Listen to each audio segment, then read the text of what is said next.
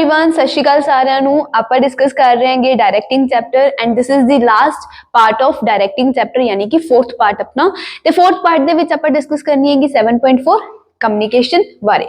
Communication भी directing का एक एलीमेंट होंदा हैगा। तो देखो कम्युनिकेशन का मीनिंग ਆਪਾਂ समझ लिया ਸੀਗਾ ਜਦੋਂ डायरेक्टिंग ਦਾ एलीमेंट्स पढ़े ਸੀਗੇ। कम्युनिकेशन का मीनिंग की हैगा? Art of transferring ideas, art of transferring facts, feelings, thoughts, message etcetera. इस आर्ट ਨੂੰ ਕੀ ਕਿਹਾ ਗਿਆ ਹੈਗਾ? कम्युनिकेशन किया गया हैगा। ਆਪਾਂ ਗੱਲ ਕਰਦੇ ਹੈਗੇ, ਮੈਂ ਤੁਹਾਨੂੰ ਕੁਝ ਸਮਝਾ ਰਹੀ ਹੈਗੀ, ਇਹ ਵੀ ਕੀ ਹੈਗੀ? ਕਮਿਊਨੀਕੇਸ਼ਨ ਹੈ। ਤੁਸੀਂ ਮੈਨੂੰ ਸੁਣ ਰਹੇ ਹੋਗੇ, ਇਹ ਵੀ ਕਿਹਦਾ ਪਾਰਟ ਹੈ? ਕਮਿਊਨੀਕੇਸ਼ਨ ਦਾ ਪਾਰਟ ਹੈ। ਤੁਸੀਂ ਫਰੈਂਡਸ ਨਾਲ WhatsApp ਤੇ ਚੈਟ ਕਰ ਦੋਗੇ, ਉੱਥੇ ਵੀ ਤੁਸੀਂ ਕੁਝ ਨਾ ਕੁਝ ਆਪਦੇ ਆਈਡੀਆਜ਼, ਫੈਕਟਸ, ਮੈਸੇਜ ਵਗੈਰਾ ਸ਼ੇਅਰ ਕਰ ਦੋਗੇ, ਠੀਕ ਹੈ? ਉਹ ਵੀ ਕੀ ਹੈਗੀ? ਕਮਿਊਨੀਕੇਸ਼ਨ ਹੈਗੀ। ਤੇ communication refers to the art of transferring facts, ideas, feeling etc. from one person to another and making him understand them। देखो सिर्फ ट्रांसफर करन दा जो आर्ट है ਉਹਨੂੰ कम्युनिकेशन नहीं किया गया। ट्रांसफर करना प्लस इस तरीके नाल ट्रांसफर करना कि जिन्हों ट्रांसफर किया जा रहा है सामने वाला पर्सन वो अपने आइडियाज ਨੂੰ, अपने थॉट्स ਨੂੰ, अपने मैसेज ਨੂੰ अंडरस्टैंड कर सके। इस तरह नाल ਆਪਾਂ ट्रांसफर करना हैगा। ते जदों वो पर्सन जो है अपने आइडियाज ਨੂੰ समझ ਲੈਂਦਾ, ਅੰਡਰਸਟੈਂਡ ਕਰ ਲੈਂਦਾ ਹੈਗਾ, ਉਦੋਂ ਤੁਹਾਡੀ ਕਮਿਊਨੀਕੇਸ਼ਨ ਕੀ ਹੋ ਜਾਂਦੀ ਹੈਗੀ? ਕੰਪਲੀਟ ਹੋ ਜਾਂਦੀ ਹੈਗੀ। ਮਤਲਬ ਕਿ ਜੇ ਤੁਸੀਂ ਇੱਕ ਪਰਸਨ ਤੋਂ ਦੂਜੇ ਪਰਸਨ ਤੱਕ ਕੁਝ ਆਈਡੀਆਜ਼ ਟ੍ਰਾਂਸਫਰ ਕੀਤੇ ਹੈਗੇ ਤੇ ਇਹ ਪਰਸਨ ਜੋ ਹੈ ਉਹ ਤੁਹਾਡੇ ਆਈਡੀਆਜ਼ ਨੂੰ, ਤੁਹਾਡੇ ਥਾਟਸ ਨੂੰ ਨਹੀਂ ਸਮਝ ਪਾ ਰਿਹਾ ਹੈਗਾ, ਉਹਨੂੰ ਨਹੀਂ ਅੰਡਰਸਟੈਂਡ ਹੋ ਰਹੇ ਤੁਹਾਡੇ ਥਾਟਸ ਕਿ ਤੁਸੀਂ ਕੀ ਕਹਿਣਾ ਚਾਹੁੰਦੇ ਹੋਗੇ, ਤਾਂ ਉੱਥੇ ਉਹਦਾ ਕੀ ਮਤਲਬ ਹੈ ਕਿ ਕਮਿਊਨੀਕੇਸ਼ਨ ਕੰਪਲੀਟ ਨਹੀਂ ਹੋਈ। ਕਮਿਊਨੀਕੇਸ਼ਨ ਕਦੋਂ ਕੰਪਲੀਟ ਹੋਊਗੀ? ਜਦੋਂ ਆ ਪਰਸਨ ਜੋ ਹੈ ਉਹ ਫੁੱਲੀ ਅੰਡਰਸਟੈਂਡ ਕਰ ਜੂਗਾ ਤੁਹਾਡੇ ਥਾਟਸ ਨੂੰ, ਤੁਹਾਡੇ ਮੈਸੇਜ ਨੂੰ। ਹੁਣ ਜਿਵੇਂ ਮੈਂ ਤੁਹਾਨੂੰ ਕਮਿਊਨੀਕੇਸ਼ਨ ਬਾਰੇ ਪੜ੍ਹਾ ਰਹੀ ਹਾਂਗੀ, ਕਮਿਊਨੀਕੇਸ਼ਨ ਸਮਝਾ ਰਹੀ ਹਾਂਗੀ, ਜੋ ਮੈਂ ਕਹਿਣਾ ਚਾਹੁੰਦੀ ਹਾਂ ਕਿ ਜੇ ਤੁਸੀਂ ਮੇਰੀ ਗੱਲ ਫੁੱਲੀ ਅੰਡਰਸਟੈਂਡ ਕਰਦੇ ਹੋਗੇ ਦੈਨ ਆਪਣੀ ਕਮਿਊਨੀਕੇਸ਼ਨ ਇੱਥੇ ਕੰਪਲੀਟ ਹੋ ਜੂਗੀ ਜੋ ਆਪਾਂ ਕਰਨਾ ਚਾਹੁੰਦੇ ਹੈਗੇ ਇਸ ਟੌਪਿਕ ਬਾਰੇ। ਲੇਕਿਨ ਅਗਰ ਤੁਸੀਂ ਮੇਰੀ ਗੱਲ ਨਹੀਂ ਸਮਝ ਪਾਉਂਦੇ ਹੈਗੇ, ਤੁਹਾਨੂੰ ਕੋਈ ਪ੍ਰੋਬਲਮ ਆਉਂਦੀ ਹੈਗੀ ਮੇਰੀ ਗੱਲ ਸਮਝ ਦੇ ਵਿੱਚ, ਜਾਂ ਫਿਰ ਜਿਸ ਵੇ 'ਚ ਮੈਂ ਤੁਹਾਨੂੰ ਸਮਝਾਉਣਾ ਚਾਹੁੰਦੀ ਹਾਂ ਕਿ ਉਸ ਵੇ 'ਚ ਤੁਸੀਂ ਨਹੀਂ ਸਮਝਦੇਗੇ, ਤਾਂ ਉੱਥੇ ਕੀ ਹੈਗੀ? ਆਪਣੀ ਕਮਿਊਨੀਕੇਸ਼ਨ ਕੰਪਲੀਟ ਨਹੀਂ ਹੋਊਗੀ। ਤੇ ਕਮਿਊਨੀਕੇਸ਼ਨ ਕੀ ਹੈਗੀ? ਇੱਕ ਆਰਟ ਹੈਗੀ ਜਿਸ ਆਰਟ ਦੇ ਤੁਸੀਂ ਥਰੂ ਆਈਡੀਆਜ਼, ਮੈਸੇਜ ਵਗੈਰਾ ट्रांसफर कर दोगे ते जदों वो कन्वे हो जांदे हैगे, समझ आ जांदे हैगे सामने वाले पर्सन नूं, ते ये प्रोसेस जो है वो खत्म हो जांदा है। नैक्सट हुण अपने कोले है कम्युनिकेशन दा प्रोसेस, या फिर तुसीं इहनूं की कह सकदे होगे कम्युनिकेशन दे एलीमेंट्स। आ जिहड़े इत्थे तुहानूं सारे पॉइंट्स लिखे होए हैगे, इहनूं नूं तुसीं कम्युनिकेशन दा प्रोसेस भी कह सकदे हो कि कम्युनिकेशन किस तरह की जाती है कि पहला की हो, फिर की हो, फिर की हो। ते इहनूं तुसीं कम्युनिकेशन दे एलीमेंट्स भी कह सकदे हो कि कम्युनिकेशन दे विच की चीज़ां इंक्लूड होंदी है। तो सब तो पहला देखो प्रोसेस का पार्ट है सेंडर। कम्युनिकेशन करन लई सब तो पहला तो की होना जरूरी है? सेंडर होना जरूरी है। सेंडर कौन होगा? जिहड़ा मैसेज आपदा कन्वे करना चाहता है। सब तो पहला सेंडर, देन सेंडर तो बाद उस तो बाद की आंदा है? Second point message. सेंडर कोले सब तो पहला तो एक पर्सन होना चाहिए जिहड़ा कि आपदे मैसेज नूं कन्वे करना चाहता है। देन उस पर्सन कोले कुछ ना कुछ की होवे? मैसेज होवे जो कि वो ट्रांसफर करना चाहिए। मैसेज कोई फैक्ट, कोई थॉट, कोई आइडिया, कुछ भी हो सकता है, कोई फीलिंग हो सकती है, कुछ चीज भी जो भी तुसी कन्वे करना चाहते हो सामने वाले पर्सन नूं, वो की हो गया? मैसेज हो गया। पहला सेंडर होगा, फिर मैसेज होगा, देन की होगी? उस मैसेज दी इनकोडिंग होगी। इनकोडिंग दा की मतलब हैगा? देखो मैसेज ते मीडिया दे विच की आंदी हैगी? इनकोडिंग हुंदी हैगी। इनकोडिंग दा की मतलब है जो भी आइडिया, जो भी मैसेज तुसी इत्थे कन्वे करना चाहते होगे उहनूं कन्वे करन लई किस तरह दे वर्ड्स तुसी यूज करोगे, किस तरह दे वर्ड्स तुसी यूज करोगे, किस तरह दे जेस्टर्स तुसी यूज करोगे। जेस्टर समझदे हो? इशारे। जिवें हुण मैं तुहाडे नाल गल कर रही हां ते नाल नाल मेरे हत्थ, मेरे एक्सप्रैशन, ये सारी चीज़ां चेंज हो रही हैं। जो भी मैं तुहानूं गल कह रही हां कि उहदे नाल मेरे हत्थ दी मूवमेंट चेंज हुंदी हैगी, मेरे फेस दे एक्सप्रैशन चेंज हुंदे, तां ये सारी चीज़ां की हैगी? जेस्टर्स हैगे। तो जो तुसी वर्ड्स यूज कर रहे हो, जो तुसी जेस्टर्स यूज कर रहे हो, या फिर जो भी तुसी सिंबल्स यूज कर रहे होंगे, ਹੁਣ ਜਿਵੇਂ ਆਪਾਂ ਕੌਮਾ, ਫੁੱਲ ਸਟਾਪ, ਜਦੋਂ ਵੀ ਕੋਈ ਮੈਸੇਜ ਟਾਈਪ ਕਰਦੇ ਆਂਗੇ, ਕੌਮਾ, ਫੁੱਲ ਸਟਾਪ, ਇਦਾਂ ਦੇ ਸਿੰਬਲਸ ਯੂਜ਼ ਕਰਦੇ ਆਂਗੇ, ਤਾਂ ਕਿਸ ਤਰ੍ਹਾਂ ਦੇ ਸਿੰਬਲਸ ਤੁਹਾਡੇ ਮੈਸੇਜ ਦੇ ਵਿੱਚ ਹੋਣੇ ਚਾਹੀਦੇ ਹੈਗੇ। ਜਦੋਂ ਤੁਸੀਂ ਕੋਈ ਸਿੰਬਲ ਯੂਜ਼ ਕਰਦੇ ਹੋ, ਵਰਡ ਯੂਜ਼ ਕਰਦੇ ਹੋਗੇ, ਉਹਦੇ ਨਾਲ ਤੁਹਾਡੇ ਮੈਸੇਜ ਦਾ ਕੀ ਮਤਲਬ ਨਿਕਲਦਾ ਹੈ, ਜੋ ਤੁਸੀਂ ਕਹਿਣਾ ਚਾਹੁੰਦੇ ਹੋ ਉਹੀ ਮਤਲਬ ਨਿਕਲਦਾ ਜਾਂ ਨਹੀਂ ਨਿਕਲਦਾ, ਇਹ ਸਾਰੀ ਚੀਜ਼ ਦੇ ਪ੍ਰੋਸੈਸ ਨੂੰ ਕੀ ਕਿਹਾ ਗਿਆ ਹੈਗਾ? ਇਨਕੋਡਿੰਗ। ਇਨਕੋਡਿੰਗ ਦਾ ਮਤਲਬ ਕੀ ਹੈਗਾ? ਇੱਕ ਇਹੋ ਜਿਹਾ ਪ੍ਰੋਸੈਸ ਜਿਹਦੇ ਵਿੱਚ ਜਿਹੜਾ ਤੁਸੀਂ ਆਹ ਮੈਸੇਜ ਟ੍ਰਾਂਸਫਰ ਕਰਨਾ ਚਾਹੁੰਦੇ ਹੋਗੇ, ਇਹਦੇ ਲਈ ਕਿਸ ਤਰ੍ਹਾਂ ਦੇ ਵਰਡਸ ਯੂਜ਼ ਕਰੋਗੇ, ਇਸ ਦੇ ਲਈ किस तरह के जेस्टर्स यूज करोगे, इसके लिए किस तरह के सिंबल्स यूज करोगे। ये जदों तुसी वर्ड्स, जेस्टर्स, सिंबल्स चूज कर दोगे तो इन्हां सारियां चीज़ां नूं चूज करन दे प्रोसैस नूं की किया गया हैगा? इनकोडिंग। सब तो पहला सेंडर मैसेज, फिर उस मैसेज ਨੂੰ ਕੀ ਕੀਤਾ ਜਾਊਗਾ, ਇਨਕੋਡ ਕੀਤਾ ਜਾਊਗਾ। ਜਦੋਂ ਤੁਸੀਂ ਇਹ ਸਾਰੀਆਂ ਚੀਜ਼ਾਂ ਚੂਜ਼ ਕਰ ਲਿਆ, ਵਰਡ ਸਿੰਬਲਸ ਚੂਜ਼ ਕਰ ਲਏ, ਦੈਨ ਉਹ ਮੈਸੇਜ ਕੀ ਹੋਊਗਾ, ਇਨਕੋਡਡ ਮੈਸੇਜ ਨੂੰ ਆਪਾਂ ਕੀ ਕਰਾਂਗੇ, ਚੂਜ਼ ਕਰਾਂਗੇ ਮੀਡੀਆ, ਕਿ ਉਹ ਇਨਕੋਡਡ ਮੈਸੇਜ ਜੋ ਹੈ ਉਹ ਕਿਸ ਮੀਡੀਆ ਥਰੂ ਤੁਸੀਂ ਟ੍ਰਾਂਸਫਰ ਕਰਨਾ ਹੈ। ਤੁਸੀਂ ਫੋਨ ਕਰਕੇ ਗੱਲ ਕਰਨੀ ਹੈਗੀ, ਫੇਸ ਟੂ ਫੇਸ ਗੱਲ ਕਰਨੀ ਹੈਗੀ, ਤੁਸੀਂ ਈਮੇਲ ਯੂਜ਼ ਕਰੋਗੇ, ਕਿਸ ਮੀਡੀਆ ਥਰੂ ਤੁਸੀਂ ਉਹ ਮੈਸੇਜ ਟ੍ਰਾਂਸਫਰ ਕਰੋਗੇ। ਦੈਨ ਫੋਰਥ ਪੁਆਇੰਟ ਆ ਜਾਂਦਾ ਹੈਗਾ ਆਪਣੇ ਕੋਲੇ ਮੀਡੀਆ ਦਾ।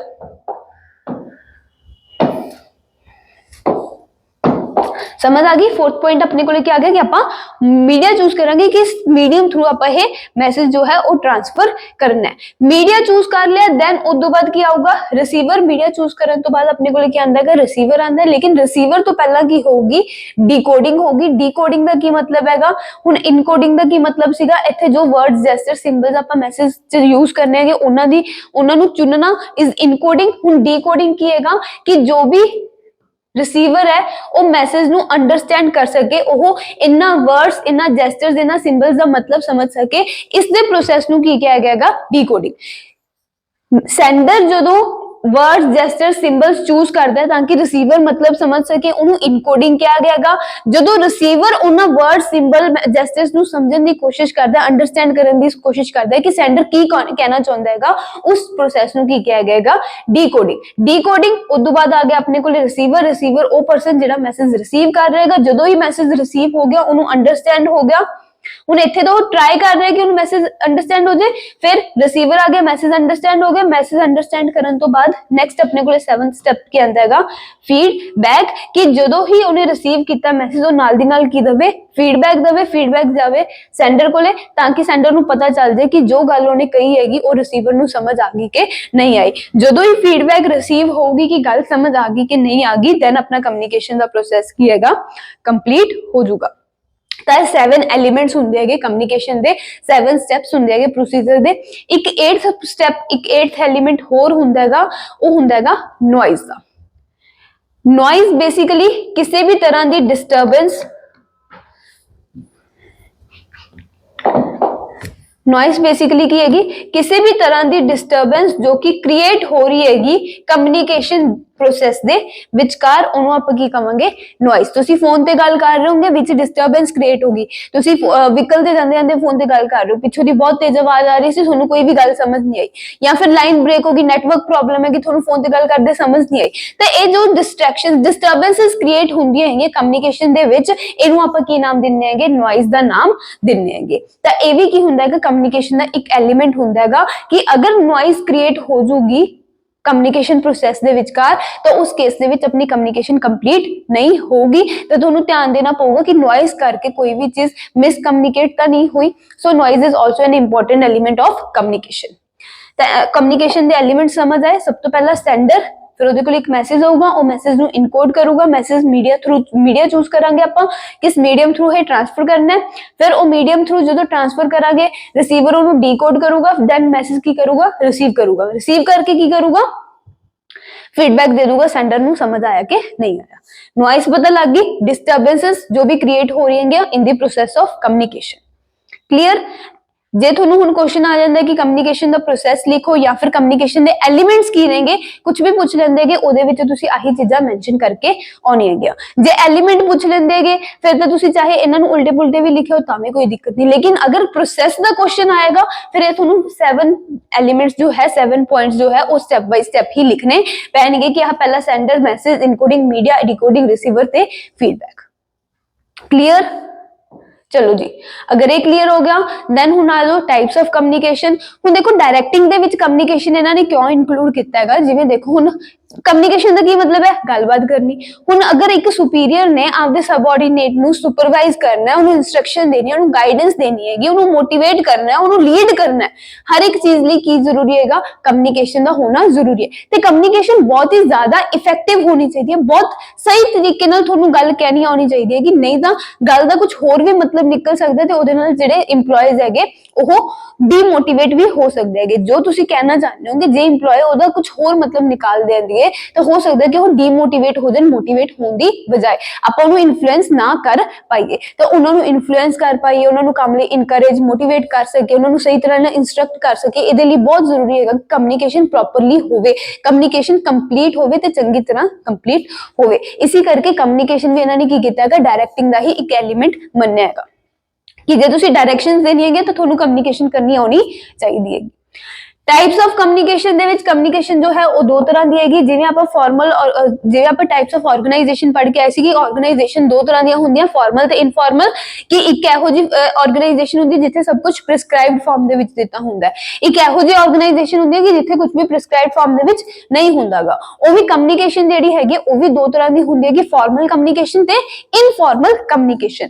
ਫਾਰਮਲ ਕਮਿਊਨੀਕੇਸ਼ਨ ਕਿਹੜੀ ਹੁੰਦੀ ਹੈ ਕਿ ਜਿੱਥੇ ਤੁਸੀਂ ਸਭ ਕੁਝ ਪ੍ਰਿਸਕ੍ਰਾਈਬ ਕਰਕੇ ਆਏ ਹੋ ਕਿ ਕਮਿਊਨੀਕੇਸ਼ਨ ਕਿਵੇਂ ਹੋਊਗੀ, ਕਿਹਦੇ ਵਿਚਕਾਰ ਹੋਊਗੀ, ਕਿਵੇਂ ਹੋਊਗੀ, ਕੀ ਕਮਿਊਨੀਕੇਸ਼ਨ ਦਾ ਫਲੋ ਹੋਊਗਾ, ਜਿੱਥੇ ਤੁਸੀਂ ਸਾਰਾ ਕੁਝ ਡਿਸਕ੍ਰਾਈਬ ਕੀਤਾ, ਪਹਿਲਾਂ ਤੋਂ ਹੀ ਪ੍ਰਿਸਕ੍ਰਾਈਬ ਕੀਤਾ, ਉਹਨੂੰ ਆਪਾਂ ਕਹਿੰਦੇ ਹੈਗੇ ਫਾਰਮਲ ਕਮਿਊਨੀਕੇਸ਼ਨ। लेकिन जिथे कुछ भी प्रिस्क्राइब नहीं है, इंप्लॉयज अपनी मर्जी नाल किसी नाल जिवें मर्जी गल कर रहे हैं, जो मर्जी गल कर रहे हैं, उन्होंने आपां कहने हैं informal communication. Formal communication they which flow of communication की हुंदा हैगा, हमेशा प्रिस्क्राइब हुंदा हैगा कि कौन किदे नाल गल कर सकदे, किदे नाल नहीं कर सकदे ते की गल कर सकदे हैगे। स्केलर चेन आपां पढ़ी सीगी ना, तो स्केलर चेन किदे विच आंदी हैगी, फॉर्मल कम्युनिकेशन दे विच ही आंदी हैगी। इनफॉर्मल दे विच कोई भी पाथ प्रिस्क्राइब नहीं हुंदा, जो मर्जी जिवें मर्जी जाके जिदे नाल मर्जी गल कर सकदा है। क्लियर होगी। फॉर्मल ते इनफॉर्मल उवें ही जिवें आपां फॉर्मल इनफॉर्मल ऑर्गेनाइजेशन पढ़ी सीगी। फॉर्मल इनफॉर्मल ऑर्गेनाइजेशन जिहड़ी हैगी वो वाइडर कंसेप्ट है, क्योंकि उत्थे हर एक चीज आ जाती कि जो काम हो रहा है, जो अथॉरिटी ट्रांसफर हो रही हैगी, पावर्स है, हर एक चीज की हैगी प्रिस्क्राइब्ड हुंदी हैगी फॉर्मल ऑर्गेनाइजेशन दे विच। इनफॉर्मल दे विच कुछ भी प्रिस्क्राइब्ड हुंदी। फॉर्मल कम्युनिकेशन ते इनफॉर्मल कम्युनिकेशन जो है वो फॉर्मल ऑर्गेनाइजेशन ते इनफॉर्मल ऑर्गेनाइजेशन दा जस्ट की हैगा एक पार्ट है कि इत्थे सिर्फ गल कम्युनिकेशन बारे हो रही हैगी, फॉर्मल ऑर्गेनाइजेशन दे विच पूरे काम दे बारे गल हो रही है। क्लियर होगी गल इन्नी। हुण आपां एक एक करके इन्हां दे फीचर्स डिस्कस कर देंगे, फॉर्मल दे की फीचर्स नेगे ते इनफॉर्मल दे की फीचर्स ने। तो देखो सब तो पहला फीचर की हैगा कि रिटन और ओरल। फॉर्मल कम्युनिकेशन जो है वो रिटन फॉर्म या फिर ऑरल फॉर्म किसी मर्जी फॉर्म दे विच हो सकती है, लेकिन जेडी भी कम्युनिकेशन होगी वो किवें होगी, प्रिस्क्राइब्ड पाथ दे विच ही होगी। सुपीरियर सबऑर्डिनेट्स नाल गल कर सकदे, ए सबऑर्डिनेट्स किदे नाल गल करनगे या फिर ए सुपीरियर ऊपर किदे नाल गल कर सकदे, सारी कम्युनिकेशन दा जो पाथ है वो पहलां तो ही प्रिस्क्राइब्ड होगा। ते प्रिस्क्राइब्ड होगा बट एदा मतलब ये नहीं हैगा कि रिटन फॉर्म दे विच ही होगा, रिटन भी हो सकदा है ते ऑरल भी हो सकदा है। ਇਹਦੇ ਵਿੱਚ ਰਿਲੇਸ਼ਨਸ ਕੀ ਹੁੰਦੇ ਹੈਗੇ, ਫਾਰਮਲ यानी कि सुपीरियर सबऑर्डिनेट्स ਦੇ ਰਿਲੇਸ਼ਨਸ ਹੁੰਦੇ ਹੈਗੇ ਤੇ ਉਹਨਾਂ ਦੇ ਵਿੱਚ ਕਮਿਊਨੀਕੇਸ਼ਨ ਦਾ ਪਾਥ ਜੋ ਹੁੰਦਾ ਹੈਗਾ ਉਹ ਆਪਾਂ ਪਹਿਲਾਂ ਤੋਂ ਹੀ ਡਿਫਾਈਨ ਕੀਤਾ ਹੁੰਦਾ ਹੈਗਾ ਕਿ ਕੀ ਉਹਨਾਂ ਦੇ ਵਿੱਚ ਕਮਿਊਨੀਕੇਸ਼ਨ ਦਾ ਪਾਥ ਰਹੂਗਾ। ऑर्गेनाइजेशनल मैसेज, इस तरह की कम्युनिकेशन दे विच हमेशा ऑर्गेनाइजेशनल मैसेज ही ट्रांसफर किए जाते हैं, कोई भी थोड़े पर्सनल मैसेज ट्रांसफर नहीं किए जाएंगे। डेलीबरेट एफर्ट, इस तरह की कम्युनिकेशन करने लिए, इस तरह की कम्युनिकेशन एस्टैबलिश करने दी, पाथ एस्टैबलिश करने लिए आपां नूं डेलीबरेट एफर्ट्स लगाने पैंदे हैगे। इस तरह की कम्युनिकेशन जो है वो खुद ब खुद नहीं हुंदी। डेलीबरेट एफर्ट्स मतलब कि जानबूझ के एफर्ट्स लगाने, मतलब एफर्ट्स लगाने। एक तो चीज होंदी है कि आपे काम हो गया, एक है कि आप एफर्ट्स ला के कोई काम किया है।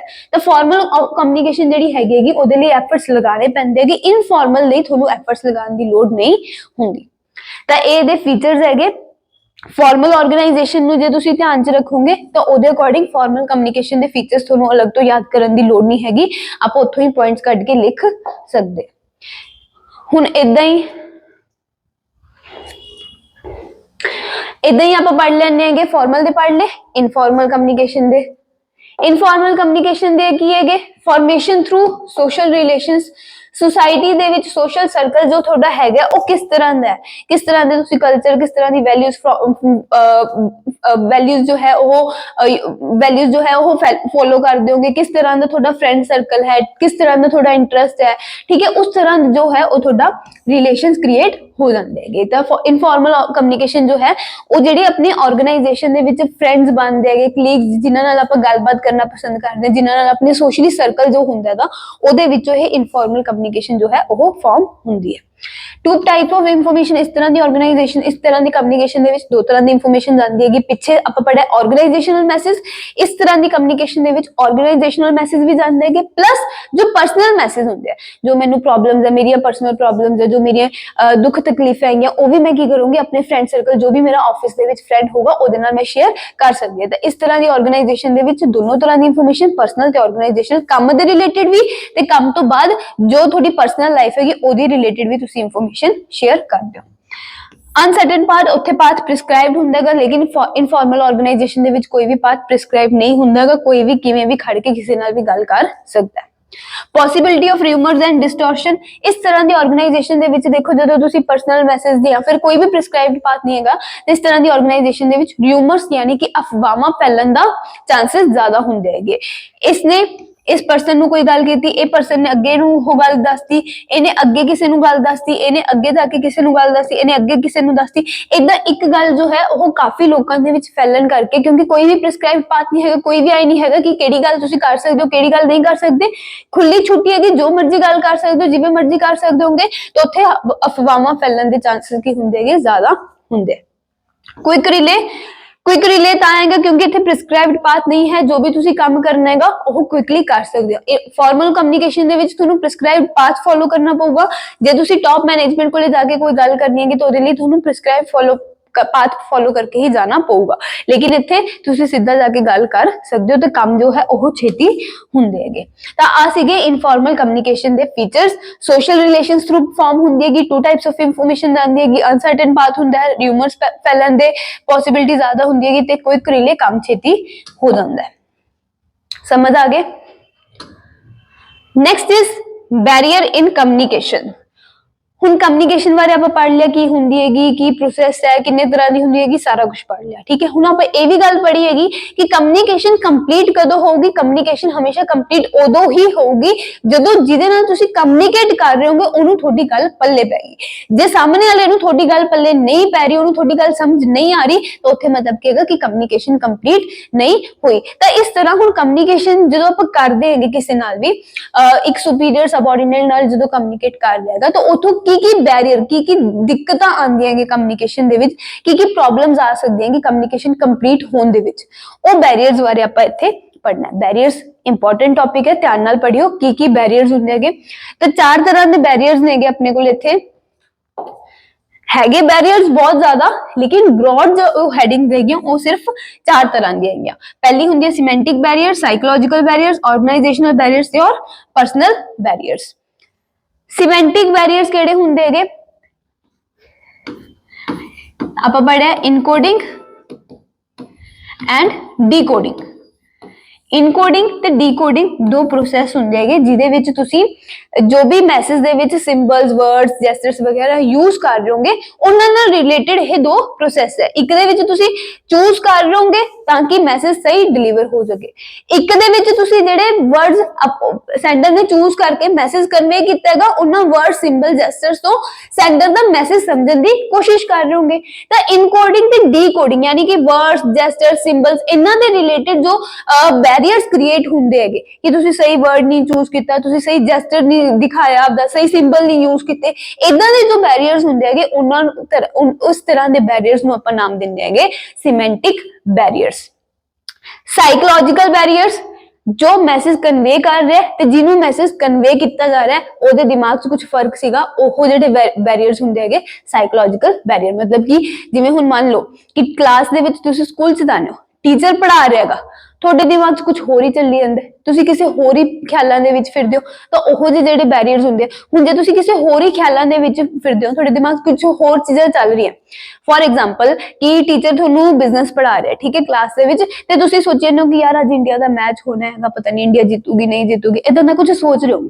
ਤਾਂ ਹੁਣ ਤੁਸੀਂ ਇੰਡੀਆ ਦੇ ਮੈਚ ਬਾਰੇ ਸੋਚ ਰਹੇ ਹੋ। ਜਦੋਂ ਤੁਸੀਂ ਇੰਡੀਆ ਦੇ ਮੈਚ ਬਾਰੇ ਸੋਚੋਗੇ ਤਾਂ ਟੀਚਰ ਦੀ ਗੱਲ ਤੁਹਾਡੇ ਪੱਲੇ ਨਹੀਂ ਪਊਗੀ। ਜੇ ਟੀਚਰ ਦੀ ਗੱਲ ਤੁਹਾਡੇ ਪੱਲੇ ਨਹੀਂ ਪਈ, ਮਤਲਬ ਉੱਥੇ ਕਮਿਊਨੀਕੇਸ਼ਨ ਕੰਪਲੀਟ ਨਹੀਂ ਹੋਊਗੀ। ਤਾਂ ਇੱਥੇ ਬੈਰੀਅਰ ਕ੍ਰੀਏਟ ਹੋ ਗਿਆ। ਇਸ ਤਰ੍ਹਾਂ ਦੇ ਜਿਹੜੇ ਬੈਰੀਅਰਸ ਹੁੰਦੇ ਹੈਗੇ ਉਹਨੂੰ ਆਪਾਂ ਕਹਿੰਦੇ ਹੈਗੇ ਸਾਈਕੋਲੋਜੀਕਲ ਬੈਰੀਅਰਸ। क्लियर होगी। ऑर्गेनाइजेशनल बैरियर्स, ऑर्गेनाइजेशन का जो स्ट्रक्चर है ਉਹਦੇ ਕਰਕੇ जो बैरियर्स क्रिएट हो रहे हैं ऑर्गेनाइजेशन ਦੇ ਵਿੱਚ ਕਿ ਗੱਲ ਕੋਈ रूल्स एंड रेगुलेशंस ਇਦਾਂ ਦੇ ਬਣੇ ਹੋਏ ਹੈਗੇ। ਠੀਕ ਹੈ, ਫॉर एग्जांपल ਕਿ ਸਕੂਲਾਂ ਦੇ ਵਿੱਚ ਰੂਲ ਹੁੰਦੇ ਕਿ ਸਭ ਬੱਚੇ ਇੰਗਲਿਸ਼ ਦੇ ਵਿੱਚ ਗੱਲ ਕਰਨਗੇ। ਤੁਹਾਨੂੰ ਇੰਗਲਿਸ਼ ਨਹੀਂ ਆਂਦੀ, ਤੁਸੀਂ ਪੰਜਾਬੀ ਮੀਡੀਅਮ ਸਕੂਲ ਚ ਆਏ ਹੋ ਜਾਂ ਫਿਰ ਕੋਈ ਵੀ ਰੀਜ਼ਨ ਹੈ ਤੁਹਾਡੀ ਇੰਗਲਿਸ਼ ਜ਼ਿਆਦਾ ਵਧੀਆ ਨਹੀਂ ਹੈਗੀ, ਫਿਰ ਉੱਥੇ ਤੁਹਾਨੂੰ ਕਮਿਊਨੀਕੇਟ ਕਰਨ ਦੇ ਵਿੱਚ ਦਿੱਕਤ ਆਊਗੀ, ਤੁਹਾਨੂੰ ਬੋਲਣ ਦੇ ਵਿੱਚ ਇੰਗਲਿਸ਼ ਦਿੱਕਤ ਆਊਗੀ ਤੇ ਸਾਹਮਣੇ ਵਾਲਾ ਜੇ ਇੰਗਲਿਸ਼ ਦੇ ਵਿੱਚ ਤੁਹਾਡੇ ਨਾਲ ਗੱਲ ਕਰ ਰਿਹਾਗਾ ਤੁਹਾਨੂੰ ਉਹ ਸਮਝਣ ਦੇ ਵਿੱਚ ਵੀ ਗੱਲ ਆਊਗੀ, ਦਿੱਕਤ ਆਊਗੀ ਸੌਰੀ। ਤਾਂ ਹੁਣ ਇਹ ਜਿਹੜਾ ਰੂਲ ਹੈ ਇਹ ਆਰਗੇਨਾਈਜੇਸ਼ਨ ਦਾ ਰੂਲ ਹੈ ਤੇ ਇਸ ਤਰ੍ਹਾਂ ਦੇ ਜੋ ਬੈਰੀਅਰਸ ਹੁੰਦੇ ਹੈਗੇ ਉਹਨਾਂ ਨੂੰ ਆਪਾਂ ਕਹਿੰਦੇ ਆ ਆਰਗੇਨਾਈਜੇਸ਼ਨਲ ਬੈਰੀਅਰਸ। ਪਰਸਨਲ ਬੈਰੀਅਰਸ ਜੋ ਵੀ ਸੈਂਡਰ ਤੇ ਰਿਸੀਵਰ ਹੈ, ਸੁਪੀਰੀਅਰ सबऑर्डिनेट, ਹੁਣ ਇੱਥੇ ਆਪਾਂ ਡਾਇਰੈਕਟਿੰਗ ਦੀ ਗੱਲ ਕਰ ਰਹੇ ਤਾਂ ਸੁਪੀਰੀਅਰ सबऑर्डिनेट ਹੋ ਗਏ, ਸੁਪੀਰੀਅਰ सबऑर्डिनेट ਸੈਂਡਰ ਰਿਸੀਵਰ ਹੋਣਗੇ। ਉਹਨਾਂ ਦੇ ਪਰਸਨਲੀ ਜੋ ਚੱਲ ਰਿਹਾ ਉਹਨਾਂ ਦੇ ਪਰਸਨਲ ਲਾਈਫ ਰਿਲੇਟਡ ਜੋ ਬੈਰੀਅਰਸ ਹੁੰਦੇ ਹੈਗੇ ਉਹਨਾਂ ਨੂੰ ਆਪਾਂ ਪਰਸਨਲੀ ਮਤਲਬ ਕਿ ਜੋ ਵੀ ਪਰਸਨ ਹੈਗੇ ਸੈਂਡਰ ਤੇ ਰਿਸੀਵਰ ਉਹਨਾਂ ਦੇ ਕਰਕੇ ਜੋ ਬੈਰੀਅਰ ਕ੍ਰੀਏਟ ਹੁੰਦਾ ਹੈਗਾ ਉਹਨੂੰ ਆਪਾਂ ਕਹਿੰਦੇ ਹੈਗੇ ਪਰਸਨਲ ਬੈਰੀਅਰਸ। ਸਭ ਤੋਂ ਪਹਿਲਾਂ ਆਪਾਂ ਡਿਸਕਸ ਕਰਦੇ ਹੈਗੇ ਸਿਮੈਂਟਿਕ ਬੈਰੀਅਰਸ। ਸਿਮੈਂਟਿਕ ਬੈਰੀਅਰਸ ਦੇ ਵਿੱਚ ਅੱਗੇ 5 ਤਰ੍ਹਾਂ ਦੇ ਬੈਰੀਅਰਸ ਆਉਂਦੇ ਹੈਗੇ, 1 ਬਾਈ 1 ਕਰਕੇ ਡਿਸਕਸ ਕਰਦੇ ਹਾਂ। ਸਭ ਤੋਂ ਪਹਿਲਾਂ ਇਸ ਬੈਡਲੀ ਐਕਸਪ੍ਰੈਸਡ ਮੈਸੇਜ। ਜਦੋਂ ਤੁਸੀਂ ਜੋ ਮੈਸੇਜ ਐਕਸਪ੍ਰੈਸ ਕਰਨਾ ਚਾਹੁੰਦੇ ਹੋਗੇ ਉਹਦੇ ਵਿੱਚ ਵਰਡ, ਸਿੰਬਲ, ਜੈਸਚਰਸ ਵਗੈਰਾ ਸਹੀ ਯੂਜ਼ ਨਾ ਕਰੋ। ਜੇ ਤੁਸੀਂ ਸਹੀ ਵਰਡਸ ਯੂਜ਼ ਨਹੀਂ ਕੀਤੇ, ਸਹੀ ਸਿੰਬਲਸ ਯੂਜ਼ ਨਹੀਂ ਕੀਤੇ ਤਾਂ ਉਹਦੇ ਨਾਲ ਤੁਹਾਡਾ ਮੈਸੇਜ ਜੋ ਹੈ ਉਹ ਸਹੀ ਤਰ੍ਹਾਂ ਨਾਲ ਐਕਸਪ੍ਰੈਸ ਨਹੀਂ ਹੋਊਗਾ, ਸਾਹਮਣੇ ਵਾਲੇ ਬੰਦੇ ਨੂੰ ਤੁਹਾਡੀ ਗੱਲ ਨਹੀਂ ਸਮਝ ਆਊਗੀ ਜੋ ਤੁਸੀਂ ਕਹਿਣਾ ਚਾਹੁੰਦੇ ਹੋਗੇ। ਤਾਂ ਉੱਥੇ ਉਸ ਤਰ੍ਹਾਂ ਦੇ ਬੈਰੀਅਰ ਨੂੰ ਆਪਾਂ ਕੀ ਕਹਿੰਦੇ ਆ, ਬੈਡਲੀ ਐਕਸਪ੍ਰੈਸਡ ਮੈਸੇਜ। ਸਿੰਬਲਸ ਔਰ ਵਰਡਸ ਵਿਦ ਡਿਫਰੈਂਟ मीनिंग, ਇਹਨੂੰ ਆਪਾਂ ਐਗਜ਼ਾਮਪਲ ਲੈ ਕੇ ਸਮਝਦੇ ਹਾਂ। ਮੈਂ 2 ਸਟੇਟਮੈਂਟਸ ਬੋਲ ਦਿਆਂਗੀ। First statement is headache is a sign of stress, ये थोड़ी फर्स्ट स्टेटमेंट है। दूसरी statement, you forgot to sign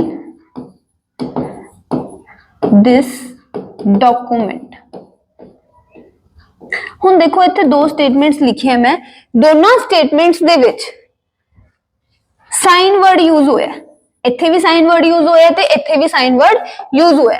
ਲੇਕਿਨ ਇੱਥੇ ਜਿਹੜਾ ਸਾਈਨ ਵਰਡ ਯੂਜ਼ ਹੋਏਗਾ ਉਹ ਰਿਪਰੈਜ਼ੈਂਟ ਕਰਦਾ ਹੈ ਸਿੰਬਲ ਕਿ ਹੈਡੇਕ ਜੋ ਹੈ ਉਹ ਸਟ੍ਰੈਸ ਦਾ ਸਟ੍ਰੈਸ ਜੋ ਹੈ ਉਹ ਹੈਡੇਕ ਜੋ ਹੈ ਉਹ ਉਹਦਾ ਕਾਰਨ ਕੀ ਹੈਗਾ, ਸਟ੍ਰੈਸ।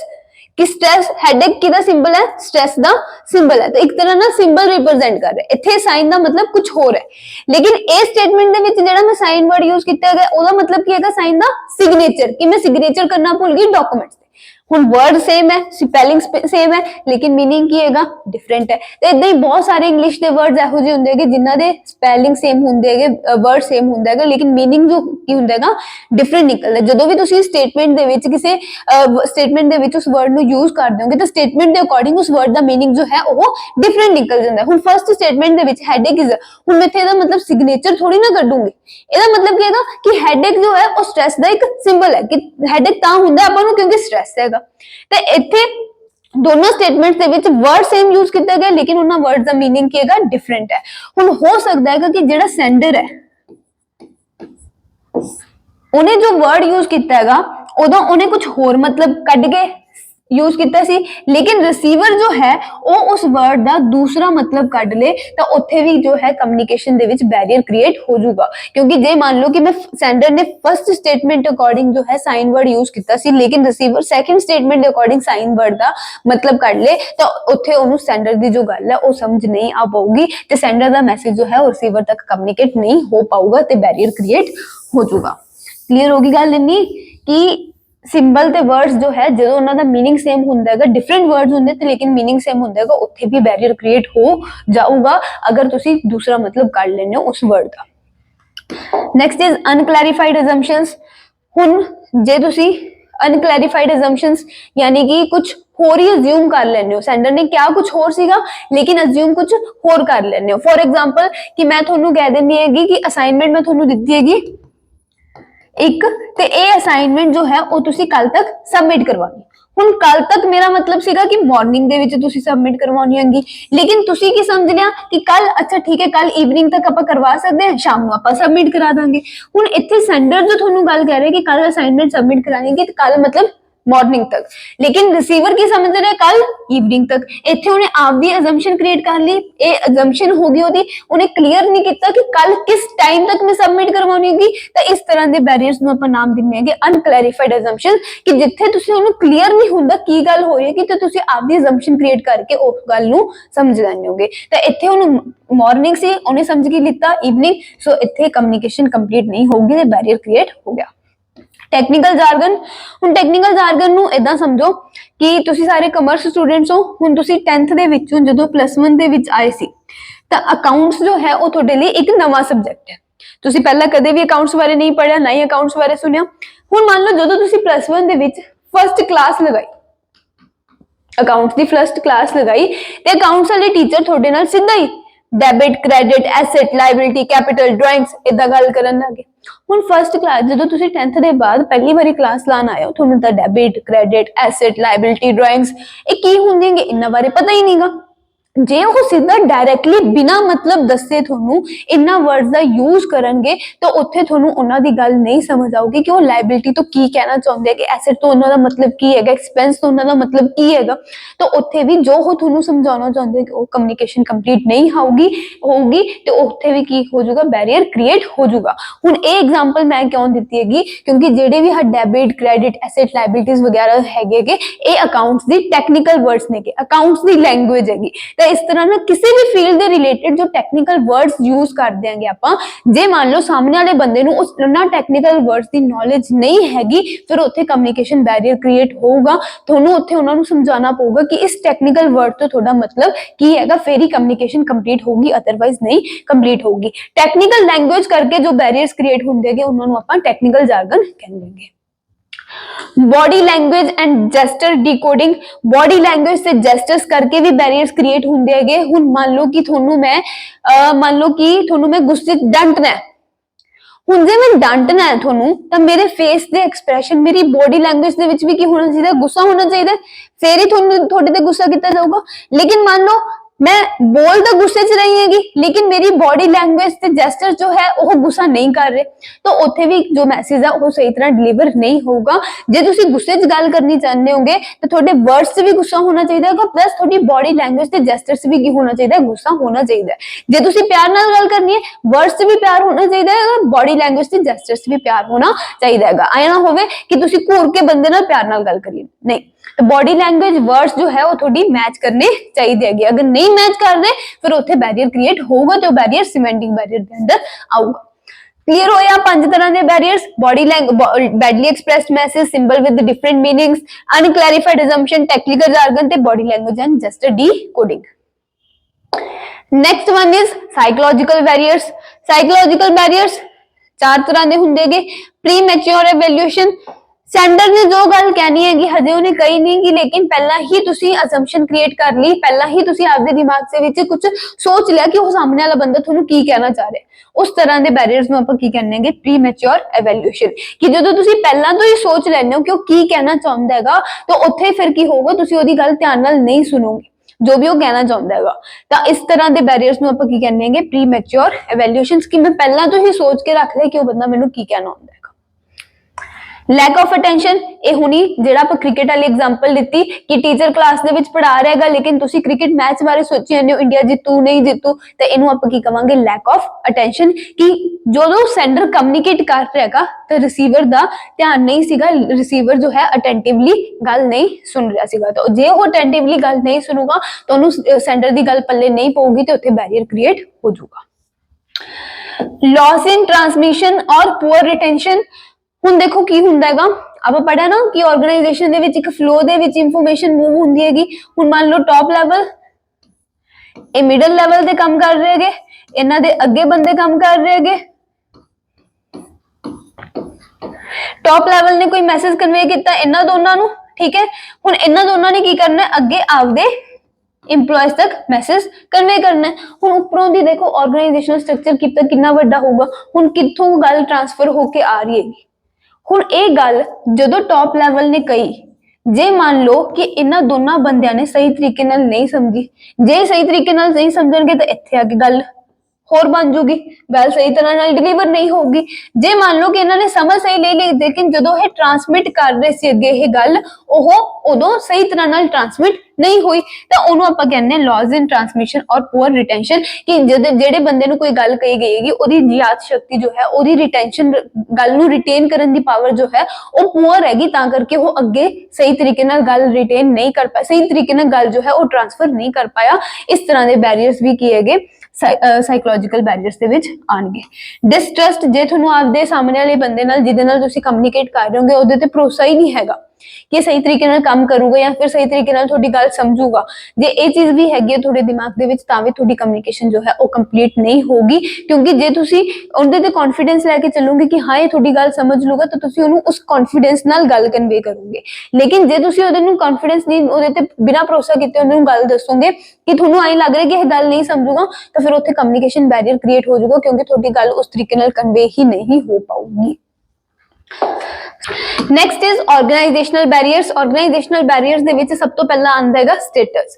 ਹੁਣ ਜੋ ਸੁਪੀਰੀਅਰ ਉਹ ਆਰਗੇਨਾਈਜੇਸ਼ਨ ਦੇ ਵਿੱਚ ਕੁਝ ਸਟੇਟਸ ਮਿਲਿਆ ਹੋਏਗਾ, ਰਿਸਪੌਂਸਿਬਿਲਿਟੀਜ਼ ਮਿਲੀਆਂ ਹੋਈਆਂ, ਪ੍ਰਮੋਟ ਹੋ ਕੇ ਹਾਇਰ ਅਥਾਰਟੀ ਤੇ ਬੈਠਾ ਹੈਗਾ, ਤਾਂ ਉਹ ਬੰਦੇ ਕਈ ਵਾਰੀ ਆਪਦੇ ਸਟੇਟਸ ਦੇ ਚੱਕਰ ਦੇ ਵਿੱਚ EMPLOYEES ਨਾਲ, ਸਬਆਰਡੀਨੇਟਸ ਨਾਲ ਸਹੀ ਤਰੀਕੇ ਨਾਲ ਕਮਿਊਨੀਕੇਟ ਕਰਨਾ ਨਹੀਂ ਪਸੰਦ ਕਰਦੇ। ਉਹਨਾਂ ਨੂੰ ਐ ਹੁੰਦਾ ਕਿ ਸਾਡੀ ਰਿਸਪੈਕਟ ਕੀਤੀ ਜਾਵੇ, ਤੇ ਜੇ EMPLOYE ਨਾਰਮਲੀ ਗੱਲ ਵੀ ਕਰ ਰਿਹਾ ਤਾਂ ਹੋ ਸਕਦਾ ਉਹਨੂੰ ਆਪਦੇ ਸਟੇਟਸ ਦੇ ਚੱਕਰ ਦੇ ਵਿੱਚ ਸਮਝਣ ਕਿ ਸਾਨੂੰ ਜੀ ਕਹਿ ਕੇ ਬੁਲਾਇਆ ਜਾਵੇ ਜਾਂ ਏਦਾਂ ਕੁਝ ਵੀ ਹੈ। ਸਟੇਟਸ ਕਰਕੇ ਜੋ ਬੈਰੀਅਰ ਕ੍ਰੀਏਟ ਹੁੰਦਾ ਹੈਗਾ, ਉਹਨੂੰ ਆਪਾਂ ਆਰਗੇਨਾਈਜੇਸ਼ਨਲ ਬੈਰੀਅਰ ਦੇ ਵਿੱਚ ਗਿਣਦੇ ਆਂਗੇ। ਕਿਉਂ ਗਿਣਦੇ? ਕਿਉਂਕਿ ਸਟੇਟਸ ਵੀ ਆਰਗੇਨਾਈਜੇਸ਼ਨ ਦੇ ਵਿੱਚੋਂ ਹੀ ਕ੍ਰੀਏਟ ਕੀਤਾ ਗਿਆ ਹੈਗਾ। ਆਰਗੇਨਾਈਜੇਸ਼ਨਲ ਪਾਲਿਸੀ, ਹੁਣ ਉਹੀ ਜਿਹੜੀ ਆਪਾਂ ਗੱਲ ਕੀਤੀ ਕਿ ਸਕੂਲਸ ਦੇ ਵਿੱਚ ਪਾਲਿਸੀ ਹੈਗੀ ਕਿ ਇੰਗਲਿਸ਼ ਦੇ ਵਿੱਚ ਹੀ ਗੱਲ ਕਰਨੀ ਹੈਗੀ, ਉਵੇਂ ਆਰਗੇਨਾਈਜੇਸ਼ਨ ਦੇ ਵਿੱਚ ਪਾਲਿਸੀ ਹੈਗੀ ਕਿ ਇੰਗਲਿਸ਼ ਦੇ ਵਿੱਚ ਹੀ ਗੱਲ ਕਰਨੀ ਹੈ, ਜਾਂ ਫਿਰ ਰਿਟਨ ਫਾਰਮ ਦੇ ਵਿੱਚ ਹੀ ਤੁਸੀਂ ਗੱਲ ਕਰਨੀ ਹੈਗੀ, ਔਰਲੀ ਤੁਸੀਂ ਕੋਈ ਵੀ ਗੱਲ ਨਹੀਂ ਕਰ ਸਕਦੇ। ਤਾਂ ਜੇ ਇਦਾਂ ਦੀਆਂ ਪਾਲਿਸੀ ਹੋਣਗੀਆਂ ਤਾਂ ਉਹਦੇ ਨਾਲ ਵੀ ਕਈ ਵਾਰੀ ਕੀ ਹੁੰਦਾ ਹੈਗਾ, ਕਮਿਊਨੀਕੇਸ਼ਨ ਦੇ ਵਿੱਚ ਦਿੱਕਤ ਆ ਜਾਂਦੀ ਹੈ, ਕਿ ਕਮਿਊਨੀਕੇਸ਼ਨ ਦੇ ਵਿੱਚ ਬੈਰੀਅਰ ਕ੍ਰੀਏਟ ਹੋ ਜਾਂਦਾ ਹੈ। ਸੋ ਆਰਗੇਨਾਈਜੇਸ਼ਨਲ ਪਾਲਿਸੀ ਕਰਕੇ ਬੈਰੀਅਰ ਕ੍ਰੀਏਟ ਹੋ ਰਿਹਾ, ਤਾਂ ਉਹ ਆਰਗੇਨਾਈਜੇਸ਼ਨਲ ਬੈਰੀਅਰਸ ਹੈ। ਰੂਲਸ ਐਂਡ ਰੈਗੂਲੇਸ਼ਨਸ ਦੇ ਬਣੇ ਹੋਏ ਹੈਗੇ ਤੁਹਾਡੀ ਆਰਗੇਨਾਈਜੇਸ਼ਨ ਦੇ ਵਿੱਚ, ਉਹਨਾਂ ਕਰਕੇ ਜੇ ਬੈਰੀਅਰ ਕ੍ਰੀਏਟ ਹੋ ਰਿਹਾ ਹੈਗਾ, ਠੀਕ ਹੈ, ਉਹਨੂੰ ਆਪਾਂ ਕੀ ਕਵਾਂਗੇ, ਉਹ ਵੀ ਕਿਹਦੇ ਵਿੱਚ ਆਊਗਾ, ਆਰਗੇਨਾਈਜੇਸ਼ਨਲ ਬੈਰੀਅਰਸ ਦੇ ਵਿੱਚ ਹੀ ਆਊਗਾ। ਕੰਪਲੈਕਸਿਟੀ ਇਨ ਆਰਗੇਨਾਈਜੇਸ਼ਨਲ ਸਟਰਕਚਰ, ਹੁਣ ਜੇ ਤੁਹਾਡਾ ਆਰਗੇਨਾਈਜੇਸ਼ਨਲ ਸਟਰਕਚਰ ਜੋ ਹੈ ਉਹ ਜਿੰਨਾ ਜ਼ਿਆਦਾ ਕੰਪਲੈਕਸ ਹੋਊਗਾ, ਉਨੀਆਂ ਹੀ ਜ਼ਿਆਦਾ ਦਿੱਕਤ ਆਣਗੀਆਂ ਤੁਹਾਨੂੰ ਕਮਿਊਨੀਕੇਟ ਕਰਨ ਦੇ ਵਿੱਚ। ਜਿੰਨਾ ਜ਼ਿਆਦਾ ਸਿੰਪਲ ਸਟਰਕਚਰ ਹੋਊਗਾ, ਕਮਿਊਨੀਕੇਸ਼ਨ ਉਨੀ ਹੀ ਜ਼ਿਆਦਾ ਵਧੀਆ ਹੋਊਗੀ। ਆਰਗੇਨਾਈਜੇਸ਼ਨਲ ਫੈਸਿਲਿਟੀਜ਼, ਜੋ ਲੈਂਡਲਾਈਨ ਫੋਨਸ ਵਗੈਰਾ ਇੱਕ ਕੇਬਿਨ ਤੋਂ ਦੂਜੇ ਕੇਬਿਨ ਦੇ ਵਿੱਚ ਪਏ ਹੁੰਦੇਗੇ ਗੱਲ ਕਰਨ ਲਈ, ਜਾਂ ਫਿਰ ਕੋਈ ਵੀ ਜੇ ਤੁਸੀਂ ਰਿਟਨ ਫਾਰਮ ਦੇ ਵਿੱਚ ਗੱਲ ਕਰਨੀ ਹੈਗੀ ਤਾਂ ਪੈਨ ਪੇਪਰਸ ਵਗੈਰਾ, ਠੀਕ ਹੈ, ਈਮੇਲ ਸਿਸਟਮ, ਨੈਟਵਰਕ ਜੋ ਹੈ ਉਹ ਆਰਗੇਨਾਈਜੇਸ਼ਨ ਦੇ ਵਿੱਚ ਜੇ ਤੁਹਾਡੀ ਵਧੀਆ ਨਹੀਂ ਹੈਗਾ, ਤੁਹਾਡੀ ਆਰਗੇਨਾਈਜੇਸ਼ਨ ਦੇ ਵਿੱਚ ਕਮਿਊਨੀਕੇਸ਼ਨ ਕਰਨ ਦੀਆਂ ਜੋ ਫੈਸਿਲਿਟੀਜ਼ ਮਿਲਦੀਆਂ ਤੁਹਾਨੂੰ ਉਹ ਜੇ ਵਧੀਆ ਨਹੀਂ ਹੈਗਾ, ਤਾਂ ਵੀ ਬੈਰੀਅਰਸ ਕ੍ਰੀਏਟ ਹੋਣਗੇ। ਤਾਂ ਆਰਗੇਨਾਈਜੇਸ਼ਨ ਦੇ ਵਿੱਚ ਬੈਰੀਅਰਸ ਨਾ ਕ੍ਰੀਏਟ ਹੋਣ, ਇਸ ਲਈ ਫੈਸਿਲਿਟੀਜ਼ ਜੋ ਮਿਲਦੀਆਂ ਹੈਗੀਆਂ, ਫੋਨ ਵਗੈਰਾ, ਉਹ ਸਾਰੇ ਨੈਟਵਰਕ ਵਗੈਰਾ, ਉਹ ਸਾਰੀਆਂ ਚੀਜ਼ਾਂ ਕੀ ਹੋਣੀਆਂ ਚਾਹੀਦੀਆਂ, ਟਿਪ ਟੌਪ ਹੋਣੀਆਂ ਚਾਹੀਦੀਆਂ। ਸਮਝ ਆਏ ਆਰਗੇਨਾਈਜੇਸ਼ਨਲ ਬੈਰੀਅਰਸ। ਉਦੋਂ ਬਾਅਦ ਆਉਂਦੇ ਹੈਗੇ ਪਰਸਨਲ ਬੈਰੀਅਰਸ। ਪਰਸਨਲ ਬੈਰੀਅਰਸ 4 ਤਰ੍ਹਾਂ ਦੇ ਹੁੰਦੇ ਹੈਗੇ। lack of fear of authority, lack of confidence of superior in his subordinates। ਦੇਖੋ ਆ ਜਿਹੜੇ ਪਹਿਲੇ ਦੋ ਹੈਗੇ ਇਹ ਹੁੰਦੇ ਹੈਗੇ ਰਿਲੇਟਡ ਟੂ ਸੁਪੀਰੀਅਰ, ਠੀਕ ਹੈ, ਇਹ ਹੁੰਦੇ ਹੈਗੇ ਰਿਲੇਟਡ ਟੂ सबऑर्डिनेट्स। ਸੈਂਡਰ ਤੇ ਰਿਸੀਵਰ ਦੇ ਪਰਸਨਲੀ ਜੋ ਬੈਰੀਅਰਸ ਹੁੰਦੇ ਹੈਗੇ, मतलब ਸੈਂਡਰ ਤੇ ਰਿਸੀਵਰ ਕਰਕੇ ਜੋ ਬੈਰੀਅਰਸ ਕ੍ਰੀਏਟ ਹੁੰਦੇ ਹੈਗੇ, ਉਹਨਾਂ ਨੂੰ ਆਪਾਂ ਪਰਸਨਲ ਬੈਰੀਅਰਸ ਦੇ ਵਿੱਚ ਗਿਣ ਲੈਂਗੇ। ਹੁਣ fear of challenge of authority ਦੇ ਵਿੱਚ ਕੀ ਹੈਗਾ, ਕਈ ਵਾਰੀ ਸੁਪੀਰੀਅਰ ਜੋ ਹੈ ਉਹ ਇਸ ਫੀਅਰ ਦੇ ਵਿੱਚ ਕੋਈ ਗੱਲ ਕਮਿਊਨੀਕੇਟ ਨਹੀਂ ਕਰਦਾ ਕਿ ਉਹਨੂੰ ਡਰ ਹੁੰਦਾ ਹੈਗਾ ਕਿ ਉਹਦੀ ਅਥਾਰਟੀ ਚੈਲੰਜ ਹੋ ਸਕਦੀ ਹੈ, ਕਿ ਉਹਦੀ ਪਾਵਰ ਜੋ ਹੈ, ਉਹਦੀ ਰਿਸਪੌਂਸਿਬਿਲਿਟੀ ਨੂੰ ਕੋਈ ਬੰਦਾ ਚੈਲੰਜ ਕਰ ਸਕਦਾ ਹੈਗਾ। ਫॉर एग्जांपल ਕਿ ਤੁਹਾਡੀ ਇੱਕ ਕਲਾਸ ਹੈ, ठीक है, ते एक क्लास दे विच काफी सारे स्टूडेंट्स हैं, मान लो 40 स्टूडेंट्स हैं। इन्हां 40 स्टूडेंट्स दे विचों एक बहुत ही ज्यादा एक बच्चा एहो जिहा हैगा, बहुत ही ज्यादा नहीं, एक बच्चा एहो जिहा 40 स्टूडेंट दे विचों जिहड़ा कि आपदे आप नूं बहुत ही ज्यादा इंटैलीजेंट शो करदा। एक्चुअल दे विच इन्ना है नहीं, लेकिन शो बहुत ही ज्यादा करदा है कि मैं बहुत ज्यादा इंटैलीजेंट है, मैनूं बहुत सारी नॉलेज है, मैनूं सारा कुछ आउंदा है, ठीक है। हुण जदों भी टीचर कोई चीज क्लास दे विच पुछदे हैगे तां इह बच्चा कदे भी हथ खड़ा करके आंसर देने की कोशिश नहीं करता, आंसर देने तो डरदा हैगा। क्यों डरदा हैगा? क्योंकि यह शो करदा कि मैनू बहुत सारी नॉलेज है, मैं बहुत ज्यादा पढ़ाकू हूँ, लेकिन एक्चुअल दे विच इहो जिहा कुछ नहीं हैगा। जे ये टीचर नू हथ खड़ा करके जवाब दिंदा हैगा तो हो सकता है जे इहदा जवाब गलत हो गया तो इहदा जवाब जो बाकी जवाब जो है वो मजाक उड़ाउण कि यार बनदा तां है कि बहुत होशियार है लेकिन आंदा तो कुछ भी नहीं हैगा। तो इदां ही जिवें इहनू रिलेट कर लो, इदां ही ऑर्गेनाइजेशन दे विच भी हो सकता है कि जो सुपीरियर है वो इस डर तो कम्युनिकेट ना करे कि ਉਹਨੂੰ जो पावर दी गई है, ਉਹਨੂੰ जो अथॉरिटी दी गई कि वो सामने वाला बंदा कोई चैलेंज ना कर दे कि यार इनू तो नॉलेज ही नहीं हैगी इस काम की, इनू इन्नी पोजीशन किने देती, इनू किने प्रमोट करता। तो इस डर तो भी कई बार सुपीरियर्स जो है वो कम्युनिकेट करन तो डरदे हैगे ते कम्युनिकेट नहीं करते। Lack of confidence of superior in his subordinates, for example कि सबऑर्डिनेट्स जो है वो कोई आइडिया लेके सुपीरियर को ले आंदे हैगे या फिर आपदा कोई भी मैसेज लेके आंदे हैगे, अगर सुपीरियर नू आपदे सबऑर्डिनेट्स दे विच विश्वास नहीं होगा कि हाँ ये एग्जीक्यूट कर सकते उस आइडिया नू, तो वो उन्हां दी गल ध्यान नाल नहीं सुनणगे। जे उन्हां दी गल ध्यान नाल नहीं सुनणगे तो कम्युनिकेशन बैरियर क्रिएट हो जाऊगा। जे सुपीरियर नू कॉन्फिडेंस नहीं है आपदे सबऑर्डिनेट्स से फिर ਉਹਦੀ ਗੱਲ नहीं सुनी जाऊगी। ਇਹ ਹੁਣ ਅੱਗੇ सबऑर्डिनेट्स ਦੇ ਰਿਲੇਟਡ ਅਨਵਿਲਿੰਗਨੈਸ ਟੂ ਕਮਿਊਨੀਕੇਟ, ਹੁਣ ਜਿਵੇਂ ਇੱਥੇ ਕੀ ਹੈਗਾ ਸੁਪੀਰੀਅਰ ਨੂੰ ਕੌਨਫੀਡੈਂਸ ਨਹੀਂ ਹੈਗਾ ਤਾਂ ਉਹ ਗੱਲ ਕਰਨਾ ਪਸੰਦ ਨਹੀਂ ਕਰਦਾ, ਉਵੇਂ ਜੇ ਮੰਨ ਲਓ ਕਿ सबऑर्डिनेट्स जो है वो अनविलिंग नेगे, कम्युनिकेट नहीं करना चाहते। हुण देखो अनविलिंग क्यों होंगे? लैक ऑफ प्रॉपर इंसेंटिव इन्होंने कहेगा। फाइनेंशियल नॉन फाइनेंशियल आप इंसेंटिव पढ़ के आए ना कि जे आप प्रॉपर इंसेंटिव दिंदे रहने हैं एम्प्लॉयज नूं, तो एम्प्लॉयज की रहंदे हैं मोटिवेटेड रहंदे हैं, लेकिन जो तुसीं प्रॉपर इंसेंटिव नहीं दोगे तो की रहणगे? मोटिवेटेड नहीं रहणगे। जो वो मोटिवेटेड नहीं रहणगे तो कदे भी काम करन लई, आइडिया प्रेजेंट करन लई इनिशिएट नहीं लैणगे। जो वो आइडिया देण लई, मैसेज कन्वे करन लई इनिशिएट नहीं लैणगे तो उत्थे की होगा? कम्युनिकेशन बैरियर क्रिएट हो जाऊगा। इंसेंटिव्स प्रॉपर नहीं हैगे तां ही करके वो की हुंदे हैगे? अनविलिंग हुंदे हैगे कम्युनिकेट करन लई। जे उन्हां दी गल नहीं भी सुनी जाती ऑर्गेनाइजेशन दे विच, जे उन्हां नूं कह दिता जांदा कि तुहाडे आइडियाज नहीं एक्सेप्ट कीते जाणगे तो उत्थे भी वो की कर देगे? अनविलिंगली आप की कर देगे? कम्युनिकेट नहीं करते। सो ये सीगे पर्सनल बैरियर्स। होपफुली तुहानू समझ आ गए होंगे पर्सनल बैरियर्स की हुंदे हैगे जेडे सुपीरियर ते सबऑर्डिनेट्स नाल रिलेटेड हुंदे हैगे। ऑर्गेनाइजेशनल बैरियर्स जेडे ऑर्गेनाइजेशन दा स्ट्रक्चर, ऑर्गेनाइजेशन किस तरह दा फ्रेमवर्क है जिथे तुसीं रह के काम कर रहे होंगे ओदे करके जो बैरियर्स क्रिएट हुंदे हैगे ऑर्गेनाइजेशनल बैरियर्स। साइकोलॉजिकल बैरियर्स, बंदे दे दिमाग दे विच की चल रहा है जदों कम्युनिकेशन हो रही हैगी, ओह जेडे बैरियर्स हुंदे हैगे ओह साइकोलॉजिकल बैरियर्स हुंदे हैगे। ते जो भी तुसीं मैसेज सिंपल वर्ड्स वगैरह यूज कीते हैगे ओदे करके ओदे विच जे कोई दिक्कत हैगी ओह बैरियर जो क्रिएट हुंदा उहनूं आपां सीमेंटिक बैरियर कहने। होपफुली थोनू यह चैप्टर समझ आया होगा। इस लैक्चर दे नाल अपना चैप्टर कंप्लीट हुंदा हैगा। 4 पार्ट्स दे विच अपना चैप्टर कंप्लीट होएगा। पहले 3 वीडियोस ऑलरेडी अपलोड हो चुके हैं ते ये चौथी भी अज अपलोड हो जूगी। कोई भी डाउट होया, कोई भी क्वेरी हुई इस टॉपिक दे विचों, इस चैप्टर दे विचों तो please comment down your query, आपां उस टॉपिक डिस्कस करांगे फिर तो। ते हुण आपां मिलांगे नेक्स्ट लैक्चर दे विच ते नेक्स्ट लैक्चर दे विच आपां शुरू करांगे controlling chapter. Have a good day.